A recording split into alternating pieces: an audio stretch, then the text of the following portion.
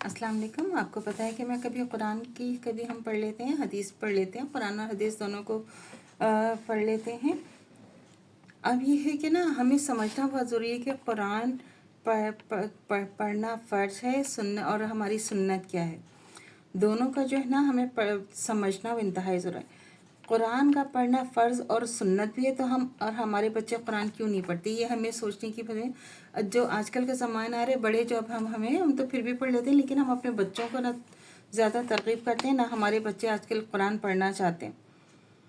عربی زبان میں سیلف ریڈنگ قرآن پڑھا نہیں جا سکتا. عام طور پر لوگوں کو کیا کہتے سنائے گی کہ قرآن ہمیں نہیں معلوم کہ کیا لکھا ہے.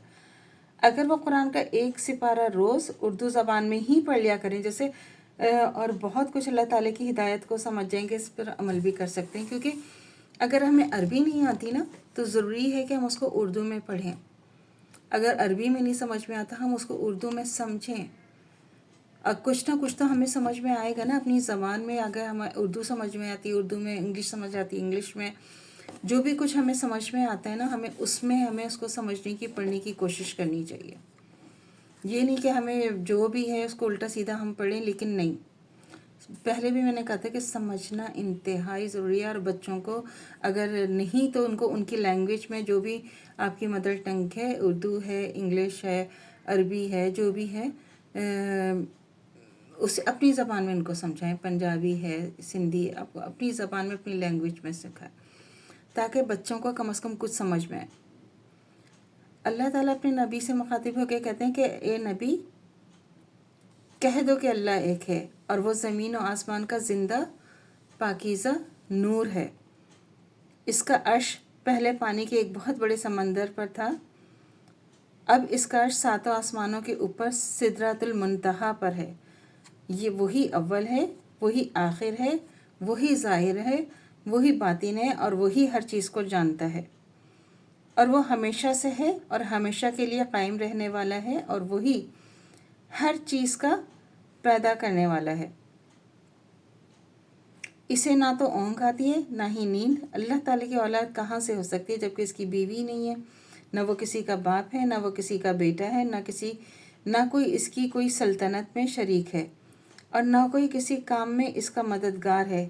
اے نبی صلی اللہ علیہ وسلم کہہ دو کہ اگر اللہ کے ساتھ اور معبود ہوتے جیسے کہ یہ کہتے ہیں تو وہ کوئی نہ کوئی راستہ عرش کے مالک کی طرف نکالتے تو وہ ضرور تباہ و برباد ہو جاتے.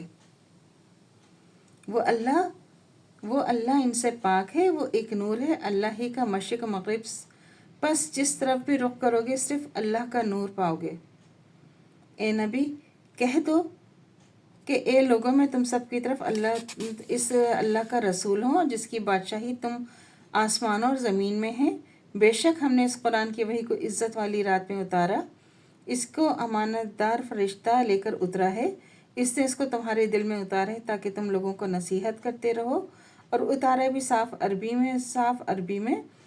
اور اے نبی تم تو یہ بھی نہیں جانتے تھے کہ کتاب کیا چیز ہوتی ہے، نہ ہی تم جانتے تھے کہ ایمان کیا ہے. تم اس سے پہلے کوئی کتاب نہیں پڑھتے تھے، نہ ہی اسے ہاتھ لگاتے تھے، نہ ہی اسے ہاتھ سے لکھ سکتے تھے، نہ تم کو امید تھی کہ وہی نازل کی جائے گی. تو یہ تو قرآن کا تھوڑا سا ترجمہ. دیکھیں اس میں اللہ تعالیٰ جو ہے قرآن میں تو اللہ تعالیٰ خود مخاطب ہے نا. ہمیں یہ بات سمجھنی پڑے گی کہ قرآن میں اللہ تعالیٰ ہم سے مخاطب ہے، ہم اللہ تعالیٰ سے ڈائریکٹ بات کرتے ہیں. نماز پڑھتے ہیں تو ہمارا سلسلہ اللہ سے ڈائریکٹ کنیکٹ ہو جاتا ہے. یہ بات جب ہم اللہ تعالیٰ کی طرف جاتے ہیں اللہ تعالیٰ کی طرف تو اللہ تعالیٰ خود بخود ہم اللہ تعالیٰ سے ڈائریکٹ اللہ تعالیٰ ہم سے کلام کرتے ہیں. اور یہ بات ہمیں اپنے بچوں کو بھی سمجھانے کی ضرورت ہے کہ اللہ ایک، اللہ کے سوا کوئی معبود نہیں اور ہمیں اللہ کی طرف لوٹ کے جانا ہے. تو یہ تو ذرا سا بھی ہم نے پڑھا ہے، اس کی تو تشریح کبھی کی بھی نہیں ہے. تو انشاءاللہ میرے چینل کو لائک کیجئے، سبسکرائب کیجئے. شکریہ.